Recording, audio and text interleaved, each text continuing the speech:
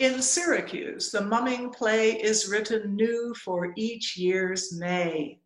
Familiar characters return, and every year a lesson's learned. The narrator opens the show. She tells us what we need to know, what challenges now face the nation, how serious the situation. A king there is. Imperfect, he displays the flaws we clearly see in office holders, elective. But through the trials he endures, returning, if he isn't cured, at least he gains perspective. For 30 years, I, with my daughter, have set the king up to be slaughtered and brought him back, a wiser soul, less selfish, with more self-control. So many plot lines we have run. Same-sex marriage, that was fun. Immigration, climate change, even pandemic, ain't that strange? 2008. The Queen's gold locks and long gray beard are always greeted with loud cheers. God save the Queen! For in the end, she saves the day and brings us safely back each May. Conniving counselors are required, their selfish practices inspired by what we see from folks in power. They strut and preen and grasp and glower. They play the poor king for a fool and use his flaws to build their rule. He dies or almost dies each year because he can't or will not hear. The country's reputation is stained. The citizens protest in vain. The courtiers grab for more, more, more. Stop me if you've heard this before. The king must die. Oh, let me count the ways he has expired in all those 30 plays.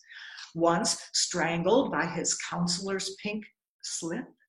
Once his own hands delivered the death grip. Once he was pushed over the fiscal cliff. Mortified by shame, poisoned, homeless and adrift, each year we've dreamed a new fate to befall. By now, there are too many to recall. Enter the doctor. What a quack. She brags that she has quite the knack. One year the doc's an herbalist, the next a trainer or an alchemist, a shrink, spin doctor, Dr. K. Whatever, it's not my day. She may have cures for gout or stitch, but those won't scratch our kingdom's itch. When all seems lost, the Queen steps in to give the wheel another spin by calling in the rapper team. Well, yes, it's absurdity extreme, but they display within their unity the strength and power of community. The magic of the rapper dance awakes the king from his deathly trance. The evil courtiers run away, and then we wish you happy May. This year, we did our thing on Zoom. Next year, we hope live plays resume.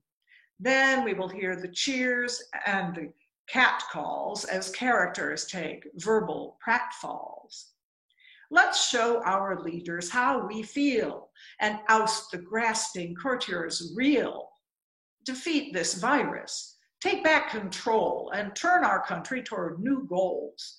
Too long we've been seduced by greed and so ignored our world's true needs. Let's stand together and stand strong. We'll hug our friends before too long. So we want you all to open hearts and minds.